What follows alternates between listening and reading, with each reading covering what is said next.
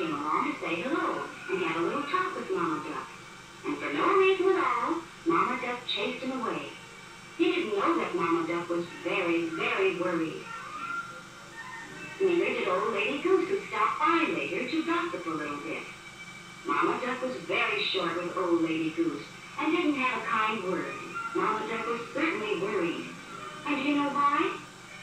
Well, one of the eggs was so much bigger than the rest, and all of them were hatching just as they were supposed to, just like little duck eggs always do, all except one, the big one, the one that worried Mama Duck.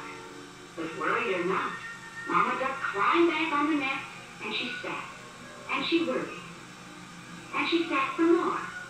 And one day, out came the biggest, whitest, ugliest little duckling that ever was, much bigger than all the other ducklings, and much, much uglier. Well, you can imagine that Mama Duck was very, very worried indeed. So what do you think she did? She decided to test them by taking them all swimming. She knew that if the big, white, ugly duckling couldn't swim, he wasn't a duckling at all. So she started for the pond which was nearby. The little ducklings jumped right into the water. But was the big, white, ugly one? The little one did, and so did the big, white, ugly duckling. And he swam beautifully. Well, as you can guess, Mama Duck was very, very proud as she watched all the little ducklings play. Everything was all right at first, but the big, white, ugly duckling was much too big and white and ugly for the other ducklings. And they swam away and left him all alone. He had no friends to play with. Other ducklings had friends to play with, but the big, white, ugly duckling had no friends at all.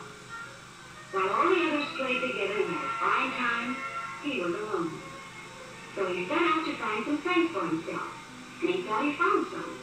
They looked at him, and he looked at them, and they even swam out to where he was. But they had no time for big, white, ugly ducklings. It was nearly fall, and they had to fly south for the winter. So they left him all alone and wouldn't play with him and went off by themselves. Well, the ugly duckling was very discouraged and very lonely, and he decided to go off on land and hunt for friends. Maybe on land he'll find some friends.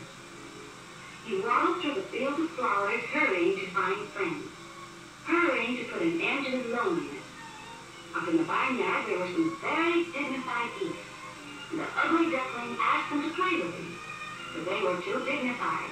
They were too big to bother with a little white, ugly duckling. Oh, what was wrong with the ugly duckling? First, much, much too big for the small ducklings, and then much, much too small for the big, dignified geese.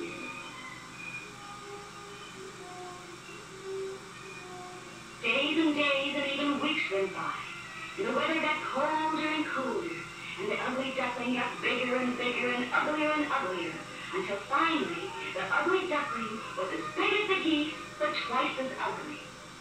And still he had found no friends. No friends to warm his heart in the cold woods.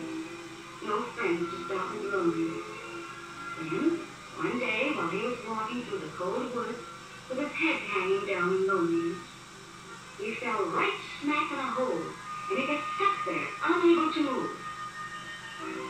Nearby, at the edge of the woods, there lived a friendly farmer.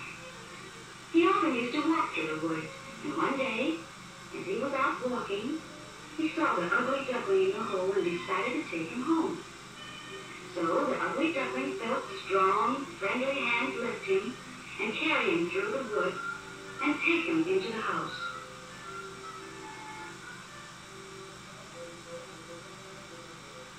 And the friendly farmer put him down in front of the stove and smiled at how happy the ugly duckling was. For the ugly duckling was very happy. It seemed as though he had never had any friends, and it seemed as though he had never been warm. It was wonderful to have friends and to be warm. Well, the farmer's cat saw the ugly duckling, and he said, "Hey, you, that's my place there in front of the stove. You just get away from there. I don't let anybody take my place." So the ugly duckling sighed and moved away. And over on the other side of the room, the farmer's hen started talking as soon as the ugly duckling came in sight. I have enough trouble around here with that cat without having you with your big wet feet and your ugly white face to bother me too. I try to keep this place neat and clean, and I don't think you would be any help at all. If you want to stay until you get warm, it's all right. But no longer. You'll find no friends here, and I don't want you around. I run this place, you know, and you wouldn't fit in. Well, finally it was more than the ugly duckling could bear, so he left the house and set off once again in the cold woods.